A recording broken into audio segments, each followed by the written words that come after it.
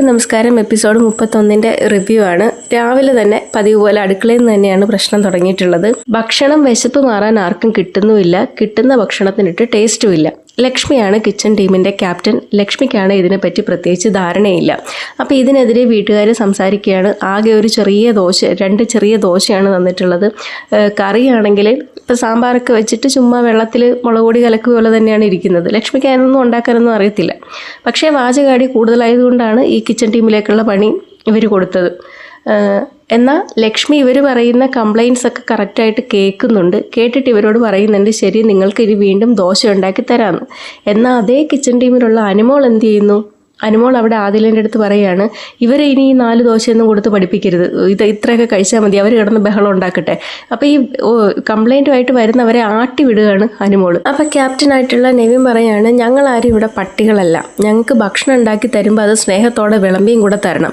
ഇവിടെ ആരുടെ ആട്ട് കേട്ട് നിൽക്കാനല്ല ഞങ്ങളിവിടെ വന്നിട്ടുള്ളത്. അതുകൊണ്ട് ലക്ഷ്മിയും അനുമോളും ഇനി മുതൽ ബാത്റൂം ടീമിലും ഒണിയിലും ജിസയിലും കിച്ചൺ ടീമിൽ നിൽക്കട്ടെ എന്ന്. ഇത് അനുമോൾക്ക് ഇഷ്ടപ്പെട്ടില്ല. അനുമോൾ പുറത്ത് പോയിരുന്ന് ഇങ്ങനെ സ്വന്തമായിട്ട് ഇങ്ങനെ പറയാണ്, എനിക്കിതൊക്കെ കിട്ടണം, ഞാൻ ഇവരെയൊക്കെ ഇങ്ങനെ ഊട്ടാൻ നടക്കുന്നത് കാരണം എനിക്കിതൊക്കെ കിട്ടണമെന്നുള്ളത്. ഈ ചില അമ്മായിമ്മമാരുണ്ടല്ലോ ചില വീടുകളിൽ, അതേപോലെയാണ് ഈ അനുമോളുടെ പെരുമാറ്റം. എല്ലാം ഒറ്റയ്ക്ക് ചെയ്യുകയും ചെയ്യണം, അതിനൊക്കെ കണക്കും പറയും. അത് കഴിഞ്ഞതിന് ശേഷം ഈ അനുമോൾ ഇരിക്കുന്നിടത്തേക്ക് ആദില വന്ന സമയത്ത് ഈ അനുമോൾ ആദിലേൻ്റെ അടുത്ത് പറയാണ്, 2 ദോശ വെച്ച് കൊടുത്തതാണ് പ്രശ്നം, ഇവിടെ ആരും കൂലിപ്പണിക്കൊന്നും വന്നിട്ടുള്ളതൊന്നുമല്ല, ഇവിടെ ഈ AC ഇരിക്കാനല്ലേ, അതിന് 1 ദോശ തന്നെ മതി, 1 ദോശ കഴിച്ചാൽ തന്നെ വയറ് നിറയുന്നു. എന്ത് വർത്താനാണ്! ഈ അനുമോൾ ഏതാണ്ട് ഔദാര്യം കൊടുക്കുന്നത് പോലെയാണ് മറ്റുള്ളവർക്ക് ഫുഡ് ഉണ്ടാക്കി കൊടുക്കുന്നത്. അനുമോൾ പറയുന്നത് ഇവിടെ വീട്ടിൽ നിൽക്കുന്നത് പോലെയൊന്നും ഫുഡ് കഴിച്ച് നിൽക്കേണ്ട ആവശ്യമില്ല എന്നൊക്കെയുള്ള രീതിയിലാണ്. അതെ, അപ്പം അതിലെ പറയുന്നുണ്ട്, ചെറിയ 2 ദോശയായിരുന്നു അവർക്ക് കൊടുത്തത്, അതുകൊണ്ട് വിശപ്പ് മാറത്തില്ല എന്ന്. അപ്പോൾ അനുമോൾ വീണ്ടും പറയാ, ഞാൻ ചെയ്ത തെറ്റെന്താണെന്ന് വെച്ചാൽ ഇവർക്ക് ഞാൻ കുറേ ഫുഡ് ഉണ്ടാക്കി കൊടുത്തു എന്നും പറഞ്ഞ് അനുമോൾ ആ സംസാരിക്കുന്നിടത്ത് നിന്ന് അങ്ങ് എഴുന്നേറ്റ് പോയി. അതിനുശേഷം ഈ നൂറയും അനുമോളും കൂടെ സംസാരിക്കുകയാണ്. അപ്പോൾ നൂറേൻ്റെ അടുത്ത് അനുമോൾ പറയാണ്, ഇവർക്ക് തോന്നണത് പോലെ മാറ്റി കഴിഞ്ഞാൽ അതുപോലെയൊക്കെ അങ്ങ് ചെയ്യാനായിട്ട് നിൽക്കുകയാണോ ഞാൻ? അപ്പം ജിഷിൻ എന്ത് ചെയ്യുന്നു, ബാത്റൂം വാഷ് ചെയ്യാൻ വേണ്ടിയിട്ട്, ക്ലീൻ ചെയ്യാൻ വേണ്ടിയിട്ട് അനുമോളെ വിളിക്കുന്നുണ്ട്. അനുമോൾ പോകുന്നില്ല. അപ്പോൾ നൂറ പിന്നെ അനുമോളുടെ അടുത്ത് ചോദിക്കുകയാണ്, നീ അവിടെ നിന്ന് പറഞ്ഞോ, പ്രശ്നം ഉണ്ടാവുകയാണെങ്കിൽ ഉണ്ടാവട്ടെ എന്ന് നീ പറഞ്ഞോ എന്ന് ചോദിച്ചു. അപ്പോൾ അനുമോൾ പറയാം, ഞാൻ പറഞ്ഞു, കാരണം ഇവർക്കിങ്ങനെ കൊടുത്ത് ശീലിപ്പിച്ചു, അങ്ങനെ ചെയ്യാൻ പാടില്ലായിരുന്നു എന്ന്. അപ്പോൾ വീണ്ടും ഇവർ ബാത്റൂം കഴുകാനായിട്ട് വിളിക്കുന്നുണ്ട്. അനുമോൾ പോകുന്നില്ല. അത് കഴിഞ്ഞതിന് ശേഷം ബാത്റൂം ഏരിയയിൽ ചെന്നപ്പോഴത്തേക്കിനും അവിടെ ആദിലയുണ്ട്, ജിഷിനും ഉണ്ട്. അപ്പോൾ ജിഷിൻ്റെ അടുത്ത് ഈ അനുമോൾ പറയാണ്, ഞാൻ ദിവസവും വീട്ടിൽ കുളിക്കുന്ന സമയത്ത് തന്നെ ബാത്റൂം ക്ലീൻ ചെയ്യാറുണ്ട്, അപ്പോൾ ഞാൻ അതുപോലെ തന്നെ ചെയ്തോളാം, എനിക്ക് ചെയ്യേണ്ടത് അവിടെ നിങ്ങൾ ഒഴിച്ചിട്ടാൽ മതിയെന്ന്. അപ്പോൾ ആദിൽ അവിടെ ഒന്ന് ചോദിക്കുന്നുണ്ട്, നീ തന്നെയല്ലേ പറഞ്ഞത് ഇവിടെ വീട്ടിൽ നിൽക്കുന്നത് പോലെ അല്ല ഇവിടെ നിൽക്കണ്ടേന്ന്, ഈ ഭക്ഷണത്തിൻ്റെ കാര്യത്തിൽ, ഇപ്പോൾ ബാത്റൂമിൻ്റെ കാര്യത്തിൽ എന്താ ഇങ്ങനെ പറയുന്നതെന്ന്. അപ്പോൾ അനുമോൾ പറയാണ്, എനിക്ക് ഈ കാര്യത്തിലൊന്നും സംസാരിക്കാനില്ല എന്നും പറഞ്ഞ് ആ സംസാരം അവിടെ വെച്ച് നിർത്തി. പിന്നീട് കാണിക്കുന്നത് പണിപ്പുര ടാസ്ക്കാണ്. ഈ എപ്പിസോഡിൽ കണ്ട സമയത്ത് ജിഷിൻ ബസർ അടിക്കുന്നതിന് ജസ്റ്റ് തൊട്ട് മുമ്പ് ജിഷിൻ ഇറങ്ങുന്നതായിട്ടാണ് എപ്പിസോഡ് കാണുമ്പോൾ മനസ്സിലാവുന്നത്. എന്നാൽ ലൈവ് കണ്ടപ്പോൾ തോന്നിയത് ജിഷിൻ ഇറങ്ങുന്നതും ബസർ അടിക്കുന്നതും ഒരേപോലെയാണ്. അപ്പോൾ അതിൻ്റെ പേരിൽ അവിടെ ഒരു വലിയ വഴക്ക് നടക്കുന്നുണ്ട്. അക്ബറും കുറച്ച് ആൾക്കാരും കൂടെ, അനീഷ് ഉൾപ്പെടെയുള്ള ആൾക്കാർ പറയുന്നുണ്ട്, ബസർ അടിച്ചതിന് ശേഷമാണ് ജിഷിൻ ഇറങ്ങിയത്, അതുകൊണ്ട് തന്നെ എടുത്ത സാധനങ്ങളൊന്നും ഉപയോഗിക്കാൻ പറ്റത്തില്ല എന്ന്. എന്നാൽ ജിഷിൻ ഉറപ്പിച്ചു പറയുന്നു, അങ്ങനെയല്ല, ഞാൻ ബസർ അടിക്കുന്നതിന് തൊട്ട് മുമ്പ് ഞാൻ ഇറങ്ങിയെന്നുള്ളത്. ബിഗ് ബോസ് എന്ത് ചെയ്യുന്നു, ഇത് ക്യാപ്റ്റൻ്റെ അടുത്ത് തീരുമാനിക്കാൻ പറയുന്നു. അപ്പോൾ ക്യാപ്റ്റനായിട്ടുള്ള നെവിനും അതിലൊരു കൺഫ്യൂഷനുണ്ട്. കാരണം ഇതിനു മുമ്പ് ഇവർ ചെയ്തിട്ടുള്ള പണിപ്പുര ടാസ്കുകളിലും ഈ ബസർ അടിക്കുന്നതിനോടൊപ്പം തന്നെ ഇവർ പുറത്തേക്ക് ഇറങ്ങിയിട്ടുണ്ട്. അപ്പോൾ നെവിൻ അതവിടെ പറയുന്നുണ്ട്, നമ്മളും അങ്ങനെയൊക്കെ ചെയ്തിട്ടുണ്ട് എന്ന്. പക്ഷേ അക്ബറൊക്കെ പറയുന്ന പോയിന്റ് എന്താണെന്ന് വെച്ചാൽ, അന്ന് നമ്മൾ ഭക്ഷണത്തിന് വേണ്ടിയിട്ടാണ് പോയത്, പക്ഷേ ഇവരുടെ ഡ്രസ്സും കാര്യങ്ങളും എടുക്കുന്നതിനോടൊപ്പം തന്നെ നമുക്കിട്ടുള്ള പണിയും അതിൻ്റെ കൂട്ടത്തിലുണ്ട്. അപ്പം അതുകൊണ്ട് തന്നെ മാക്സിമം റൂൾസ് ഫോളോ ചെയ്യുന്നുണ്ടോ എന്നുള്ളത് ഇവർ നോക്കുമെന്ന് പറയുന്നുണ്ട്. അപ്പോൾ അതിൻ്റെ പേരിൽ അങ്ങോട്ടും ഇങ്ങോട്ടും ജിഷിനും അക്ബറും തമ്മിൽ വഴക്കുണ്ടാവുന്നുണ്ട്. അക്ബർ പറയുന്നു, ഈ സാധനങ്ങളൊന്നും അകത്തേക്ക് കയറ്റാൻ പറ്റില്ല എന്ന്. അങ്ങനെ ജിഷിൻ്റെ കയ്യിലിരുന്ന സാധനങ്ങൾ ആദ്യം പുറത്തുനിന്ന് തന്നെ അക്ബർ വലിച്ചെറിയുന്നുണ്ട്. അത് ചെയ്യാൻ പാടില്ലാത്ത കാര്യമാണ്. പിന്നീട് ജിഷിനെ അകത്ത് കയറ്റാതിരിക്കാനായിട്ട് ശ്രമിക്കുന്നുണ്ട്. അകത്ത് കയറുമ്പോഴും ജിഷിൻ്റെ കയ്യിലുള്ള ഈ സാധനങ്ങളെടുത്ത് അക്ബർ വലിച്ചെറിയുന്നുണ്ട്. അങ്ങനെ അതിൻ്റെ പേരിൽ അങ്ങോട്ടും ഇങ്ങോട്ടും ഭയങ്കര വഴക്ക് നടക്കുന്നുണ്ട്. അപ്പോൾ ഈ ജിഷിൻ ഈ സാധനങ്ങളുമായിട്ട് അകത്ത് കയറിയത് കൊണ്ട് എല്ലാവരെയും ലിവിങ് റൂമിൽ വിളിപ്പിച്ചിരുത്തിയിട്ട് നെവിൻ്റെ അടുത്ത്, ക്യാപ്റ്റനായിട്ടുള്ള നെവിൻ്റെ അടുത്ത് ബിഗ് ബോസ് ചോദിക്കുന്നു, ഞാൻ ക്യാപ്റ്റനോട് എന്താണ് പറഞ്ഞതെന്ന് ചോദിക്കുന്നു. അതായത് ബിഗ് ബോസ് നെവിൻ്റെ അടുത്ത് പറഞ്ഞു, ക്യാപ്റ്റന് തീരുമാനിക്കാം, നിങ്ങൾക്ക് ബസർ അടിച്ചതിന് ശേഷമാണ് എല്ലാവരും ഇറങ്ങിയെന്ന് തോന്നിയിട്ടുണ്ടെങ്കിൽ നിങ്ങൾക്ക് സാധനങ്ങളൊന്നും ഉപയോഗിക്കാൻ പറ്റില്ല, അല്ലെന്നുണ്ടെങ്കിൽ ഉപയോഗിക്കുക എന്നുള്ളത്. അപ്പോൾ എല്ലാവരുടെയും ഒരു ഭൂരിപക്ഷത്തിൻ്റെ തീരുമാനപ്രകാരം ബസർ അടിച്ചതിന് ശേഷമാണ് ജിഷിൻ ഇറങ്ങിയിട്ടുള്ളതെന്നാണ്. അതുകൊണ്ട് തന്നെ സാധനങ്ങളൊക്കെ തിരിച്ചു വെക്കണമെന്നുള്ളതാണ്. പക്ഷേ ജിഷിൻ അത് സമ്മതിക്കാതെ അകത്തേക്ക് കൊണ്ടുവന്നു. അവസാനം നെവിൻ എന്ത് ചെയ്യുന്നു, ജിഷിൻ്റെ കയ്യിൽ നിന്ന് സാധനങ്ങളൊക്കെ മേടിച്ച് തിരിച്ച് പണിപ്പുരയിലേക്ക് തന്നെ കൊണ്ട് വയ്ക്കുന്നു. അതിൽ ഷാനവാസിനും ആദിലയ്ക്കും എതിരഭിപ്രായമുണ്ട്. അതിവർ അക്ബറിൻ്റെ അടുത്ത് വന്ന് പറയുന്നുണ്ട്. അപ്പോൾ ആദിലയും പറയുന്നുണ്ട്, ഞാൻ കണ്ടത് ബസർ അടിക്കുന്നതിന് തൊട്ട് മുമ്പ് ജിഷിൻ ഇറങ്ങിയതായിട്ടാണ്. അപ്പോഴും അക്ബർ ഉറപ്പിച്ചു പറയുന്നു അങ്ങനല്ല, ബസർ അടിച്ചതിന് ശേഷമാണ് അവർ ഇറങ്ങിയെന്നുള്ളത്. അപ്പം ഇതിനിടയ്ക്ക് ആദിലയും നൂറയും കൂടെ ഷാനവാസിൻ്റെ അടുത്ത് പോയിട്ട് ഈ അനുമോളുടെ കാര്യം പറയുന്നുണ്ട്. ഈ ബാത്റൂമിൽ ജോലി ചെയ്യാൻ പറഞ്ഞപ്പോഴത്തേക്കിനും അനുമോൾ പറഞ്ഞു, ഞാൻ എൻ്റെ വീട്ടിൽ കുളിക്കുന്ന സമയത്ത് തന്നെ ബാത്റൂം ക്ലീൻ ചെയ്യാറുണ്ട്, അതുപോലെ തന്നെ ചെയ്തേക്കാമെന്ന്. എന്നാൽ ഭക്ഷണത്തിൻ്റെ കാര്യം പറഞ്ഞപ്പോൾ പറഞ്ഞു, ഈ വീട്ടിൽ കഴിക്കുന്നത് പോലെ ഇവിടെ ആർക്കും ഭക്ഷണം കഴിക്കേണ്ട ആവശ്യമില്ല, ഇവിടെ കൂലിപ്പണിക്ക് ചെയ്യുന്നവരാരും ഇല്ലല്ലോ, AC ഇരിക്കാനുള്ളതല്ലേ എന്നുള്ളത് പറഞ്ഞു എന്ന്. അപ്പോൾ ഷാനവാസിനും ആദിലയ്ക്കും നൂറയ്ക്കും ഈ അനുമോളുടെ ഇപ്പോഴത്തെ പെരുമാറ്റമൊന്നും അത്രയ്ക്ക് അങ്ങോട്ട് പിടിക്കുന്നില്ല. അപ്പം ഷാനവാസ് പറയുന്നുണ്ട്, ഇതിപ്പം നമ്മളെല്ലാ കാര്യത്തിനും അവളെ ആവശ്യമില്ലാത്ത സപ്പോർട്ട് ചെയ്യുന്നത് പോലൊരിത് വരും, അതുകൊണ്ട് അതിൻ്റെ ആവശ്യമില്ല എന്നുള്ളത്. അത് കഴിഞ്ഞതിന് ശേഷമാണ് വീക്കിലി ടാസ്ക് കൊടുക്കുന്നത്, കിരീട യുദ്ധം. തൊപ്പി പിടിച്ചെടുത്ത് പവർ നേടുക, തൊപ്പി പോയാൽ പവറും പോയി. അതായത് 6 റൗണ്ടുകളിലായിട്ട് 4 ദിവസം നീണ്ടു നിൽക്കുന്ന ടാസ്ക്കാണ്. 3 പേരടങ്ങുന്ന 7 ടീമായിട്ട് തിരിയണം. അത് ബിഗ് ബോസ് കൊടുത്ത ലിസ്റ്റ് പ്രകാരമാണ് ഇവർ ടീം തിരിക്കുന്നത്. ഓരോ ടീമിലും ഒരു ക്യാപ്റ്റനും ക്യാപ്റ്റനെ സഹായിക്കാനായിട്ട് 2 പേരും ഉണ്ടാവും. ഈ ക്യാപ്റ്റൻ്റെ തലയിലായിരിക്കും തൊപ്പി വയ്ക്കുക. ഈ സഹായികളായിട്ടുള്ള 2 പേര് സ്വന്തം ടീമിലെ ക്യാപ്റ്റൻ്റെ തൊപ്പി സംരക്ഷിക്കുന്നതിനോടൊപ്പം തന്നെ മറ്റ് ടീമിലെ ക്യാപ്റ്റൻ്റെ തൊപ്പി പിടിച്ചെടുക്കാനും ശ്രമിക്കണം. അത്തരത്തിൽ ഓരോ റൗണ്ട് കഴിയും തോറും തൊപ്പി നഷ്ടപ്പെട്ടവർ ഈ ടാസ്കിൽ നിന്ന് പുറത്താവും. 6ാമത്തെ റൗണ്ടിൽ, ഏറ്റവും അവസാനത്തെ റൗണ്ടിൽ ഏത് ടീമിൻ്റെ കയ്യിലാണോ തൊപ്പി ഉള്ളത് അവരായിരിക്കും ഈ ടാസ്കിൽ ജയിക്കുക. ഈ ടാസ്കിൽ ജയിച്ചു കഴിഞ്ഞാൽ 3 സൂപ്പർ പവറുകൾ ലഭിക്കും. ഒന്ന് നോമിനേഷൻ പവർ, അതായത് ഈ ടാസ്കിൽ ജയിക്കുന്ന ഒരാൾക്ക്, ഈ ടീമിലുള്ള ഒരാൾക്ക് 3 ആഴ്ചകളിൽ ഓരോ വ്യക്തികളെ നേരിട്ട് നോമിനേറ്റ് ചെയ്യാം.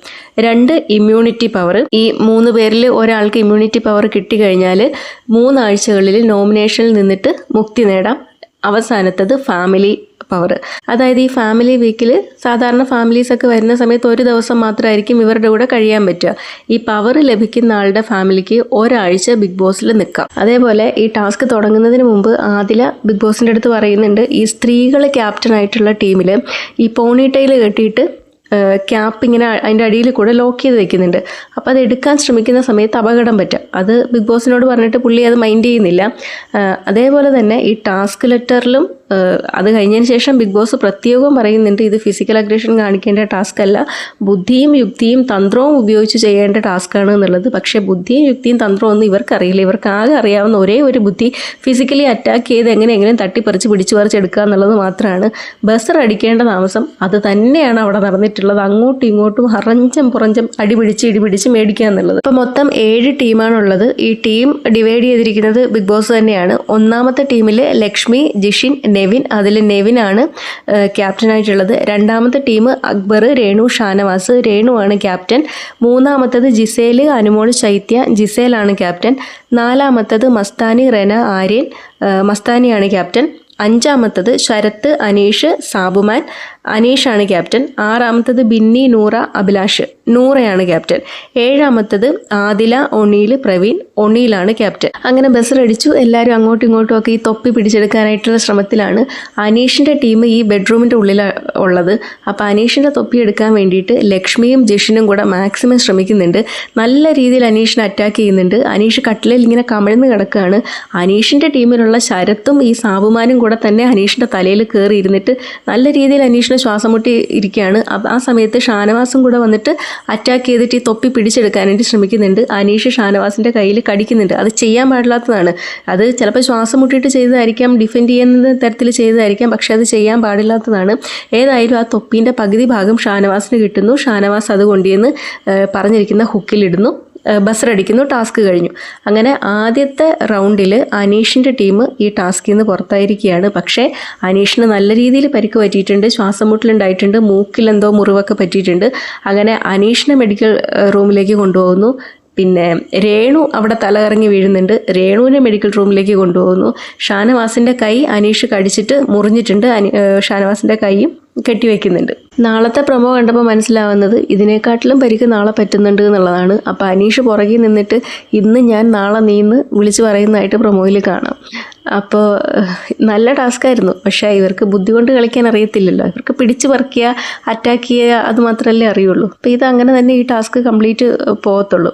അപ്പോൾ ഇതിനിടയ്ക്ക് അനീഷിന് വയ്യാതെയായിട്ട് ഈ സോഫയിൽ വന്ന് കിടക്കുന്ന സമയത്ത് ശരത്ത് പറയുന്നുണ്ട് ലക്ഷ്മിയാണ് ഇത്തരത്തിൽ വല്ലാതെ ഇങ്ങനെ അറ്റാക്ക് ചെയ്തിട്ടുള്ളതെന്ന്. അപ്പോൾ അനീഷും പറയുന്നു മോതിരം ഇട്ട കൈ കൊണ്ടാണ് ഈ മൂക്കിൽ ഈ എന്തോ ഇഞ്ചുറി എന്തോ പറ്റിയതെന്ന്.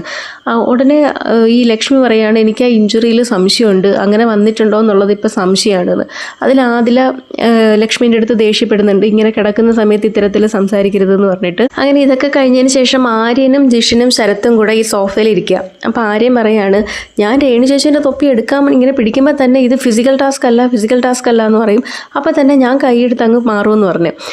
എന്നിട്ട് പറയാം ഈ ചേച്ചി രാവിലെ പഞ്ചസാര കഴിക്കും, ഉച്ചയ്ക്ക് പഞ്ചസാര കഴിക്കും, വൈകുന്നേരം പഞ്ചസാര കഴിക്കും. ഒന്ന് തൊട്ടാൽ തന്നെ അപ്പം തന്നെ വീഴും. ഇത് ടാസ്ക് ഒക്കെ കഴിഞ്ഞതിന് ശേഷമാണ് ഇന്ന് തലകറങ്ങി വീണിട്ടുള്ളത്. അപ്പം നാളെയാണെങ്കിൽ ഇങ്ങനെയാണെങ്കിൽ രേണു ചേച്ചി സൂചേൻ്റെ അടുത്തേക്ക് ഇങ്ങനെ പോകുമെന്ന് പറയുന്നു. അപ്പം അതിൽ അക്ബർ അത് കേട്ടിട്ട് അക്ബറും ആര്യനും കൂടെ വഴക്കുണ്ടാക്കുന്നുണ്ട്. ആര്യൻ്റെ കഥ ഇപ്പം പുള്ളിക്കാരൻ ഉദ്ദേശിച്ചത് തമാശയാണ്, പക്ഷേ ഇങ്ങനത്തെ ഉള്ള വർത്താനമാണ് സ്ഥിരമായിട്ട് വായിന്ന് വരുന്നത്. വളരെ ഇമ്മച്ചുവേർഡായിട്ട് സംസാരിക്കാൻ മാത്രം അറിയുന്ന പകതിരിവെന്ന് പറയുന്നത് ലെവലേശം ഇല്ലാത്ത ഒരാളാണ് ആര്യൻ. അപ്പോൾ അങ്ങനെ അക്ബറും ആര്യനും തമ്മിൽ അവിടെ കിടന്ന് വലിയ രീതിയിൽ വഴക്കുണ്ടാക്കുന്നുണ്ട്. അപ്പോൾ ആര്യൻ അക്ബറിനെതിരെ പറയുന്നത് എന്താണെന്ന് വെച്ചാൽ അനീഷ് ഏട്ടൻ ഇങ്ങനെ വയ്യാണ്ട് കിടന്നിരുന്ന സമയത്ത് നിങ്ങൾ അവിടെ ഇരുന്ന് ചിരിക്കുന്നത് കണ്ടല്ലോ, അത് നിങ്ങൾക്ക് ഓക്കെ ആയിരുന്നു, ഞാനിങ്ങനെ പറഞ്ഞപ്പോഴത്തേക്കിനും അത് വലിയ കുറ്റമായിട്ട് പറയുന്നു എന്ന്. ഏതായാലും ഇവരുടെ ടീമിലുണ്ടായിട്ടുള്ളൊരു പ്രശ്നമായതുകൊണ്ട് തന്നെ അക്ബറും ശരത്തും ആര്യനും ഒക്കെ കൂടെ ഇരുന്നിട്ട് അത് ഇങ്ങനെ സംസാരിച്ച് തീർക്കുന്നുണ്ട്. ഇതിനിടയ്ക്ക് ശരത്തും ഈ സാബുമാനും കൂടെ വന്നിട്ട് അനീഷിനെ കുറ്റപ്പെടുത്തുക. ഈ ടാസ്ക് തോറ്റുപോയത് അനീഷിനെ മാത്രം കുറ്റാണ് എന്നുള്ളതാണ് ശരത്തിൻ്റെയും സാബുമോൻ്റെയും പക്ഷം. ഇതിന് ശേഷമൊക്കെ ശരത്ത് ഈ പിന്നെ ബാത്റൂം ഏരിയയിൽ നിന്നിട്ട് സംസാരിക്കുമ്പോൾ ഷാനവാസ് ശരത്തിൻ്റെ അടുത്ത് ചോദിക്കുന്നത് എടാ സാബുമാനെ അവിടെ എങ്ങും കാണാനേ ഇല്ലല്ലോ, നീ മാത്രം നിന്നിട്ടാണല്ലോ അറ്റാക്ക് ചെയ്തത്. അപ്പോൾ ജിഷിൻ പറയുന്നത് ഞാൻ ജസ്റ്റ് അവൻ്റെ അടുത്തേക്ക് വരുമ്പോൾ തന്നെ അവൻ തന്നെ ഇങ്ങനെ മാറി തരികയാണ് ഈ തൊപ്പി എടുത്തോ എന്നുള്ള രീതിയിൽ. അപ്പോൾ സാബുമാനെ എന്തിനാണ് അവിടെ കൊണ്ടുവന്നത് എന്നുള്ളത് എനിക്കറിഞ്ഞൂടാ. എന്തെങ്കിലും ഒരു കാര്യം ആയ തുറന്ന് സംസാരിക്കുകയോ എന്തെങ്കിലും വൃത്തിയായിട്ടൊരു എന്തെങ്കിലും ചെയ്യണ്ടേ. അവർ വന്നിട്ട് അനീഷിനെ കുറ്റപ്പെടുത്തുകയാണ്, അത് തോറ്റുപോയത് അനീഷിൻ്റെ മാത്രം ഉത്തരവാദിത്തമാണ് എന്നുള്ള രീതിയിൽ. അതിനുശേഷം ജയിലിൽ കിടക്കുന്ന ജിസേലും അനുമോളും കൂടെ സംസാരിക്കുന്നതാണ്. ജിസേൽ അനുമോളോട് ചോദിക്കുന്നു നീ എന്നോട് സോറി പറയത്തില്ലേ, നീ അനാവശ്യമായിട്ട് എന്നെ പറ്റിയിട്ട് പറഞ്ഞതിൽ സോറി പറയത്തില്ലേ, ലാലേട്ടൻ എപ്പിസോഡിൽ വന്നിട്ട് അത് അങ്ങനെയല്ല എന്ന് തെളിഞ്ഞാലെങ്കിലും സോറി പറയത്തില്ലേ എന്ന് ചോദിക്കുമ്പോൾ അനുമോൾ പറയുന്നു സോറി പറയത്തില്ല. ഒന്നും പറയാനില്ല ആ കാര്യത്തിൽ. ഈ വീക്കെൻഡ് എപ്പിസോഡ് ആവട്ടെ എന്ന് മാത്രമേ എനിക്ക് പറയാനായിട്ടുള്ളൂ. അനുമോളുടെ ചിന്താഗതിയും അനുമോളുടെ നിലവാരവും ഒക്കെ അനുമോൾ തന്നെ ഓരോ ദിവസമായിട്ട് ഇങ്ങനെ തുറന്ന് കാണിക്കുന്നുണ്ട്. ഇതിപ്പോൾ വേണമെങ്കിൽ അനുമോൾക്ക് പറയായിരുന്നു ശരി ഞാൻ നിന്നോട് സോറി പറയാം, അങ്ങനെ തെളിഞ്ഞു കഴിഞ്ഞാലെങ്കിലും സോറി പറയാമെന്ന് പറയായിരുന്നു. പിന്നീട് ആദിലയും ശൈത്യം കൂടി ഇരുന്നിട്ട് പറയാണ്, ആദില ഈ അനുമോളെ പറ്റി പറയാണ്, അവൾ ഇവിടെ ചെയ്യുന്നതെല്ലാം കണ്ടന്റിന് വേണ്ടിയിട്ടാണ്. നമ്മളോട് സംസാരിക്കുന്നതും ഫുഡ് ഉണ്ടാക്കുന്നതും ആര്യൻ്റെ അടുത്ത് ഇത്തരത്തിൽ നേരത്തെ സംസാരിച്ചുകൊണ്ടിരുന്നതും എല്ലാം അവൾക്ക് കണ്ടന്റാണ്. അവൾക്ക് ആകെ ഇവിടെ കണ്ടന്റ് അല്ലാതെ ഉള്ളത് അവൾ ശ്വസിക്കുന്ന ഈ ഓക്സിജൻ മാത്രമാണ് എന്നുള്ളതാണ് ആദില പറയുന്നത്. ഈ വൈൽഡ് കാർഡുകൾ വന്നതിന് ശേഷം അനുമോൾക്ക് പുറത്ത് സപ്പോർട്ട് ഉണ്ട് എന്ന് അനുമോൾ അറിഞ്ഞതിന് ശേഷം അനുമോൾക്ക് അത്യാവശ്യം നല്ല രീതിയിൽ അഹങ്കാരമുണ്ട്. ഇപ്പോൾ ഈ ഒറ്റപ്പെടാൻ ശ്രമിക്കുന്നതും മനഃപൂർവ്വം ഇത്തരത്തിൽ ഡ്രാമ കളിക്കുന്നതും ഒക്കെ വളരെ വൃത്തിയായിട്ട് മനസ്സിലാവുന്നുണ്ട്. ഭയങ്കര ബോറാവുന്നുണ്ട് കാണുന്ന സമയത്ത്. നമുക്ക് ഇന്ന് രാവിലെ മോർണിംഗ് ആക്ടിവിറ്റിയിൽ കാണിച്ച പ്രകടനം, അതിനുശേഷം ഓരോ സാഹചര്യം വരുമ്പോഴും അനുമോളുടെ പ്രകടനം വളരെ മോശമാണ്. കാണുന്ന സമയത്ത് നമുക്ക് അരോചകമായിട്ട് തോന്നുന്നുണ്ട്. അത് നാടകം കളിക്കുകയാണെന്നുള്ളതും ഈ മനഃപൂർവ്വം ഇങ്ങനെ ആരെങ്കിലും എന്നെ ഒന്ന് ഒറ്റപ്പെടുത്തുക എന്നുള്ള രീതിയിൽ ഒറ്റപ്പെടാൻ ശ്രമിക്കുന്നതായിട്ടും തന്നെ തോന്നുന്നുണ്ട്. അപ്പോൾ ഇത്രയൊക്കെയാണ് ഇന്നത്തെ എപ്പിസോഡിൽ ഉണ്ടായിരുന്നത്.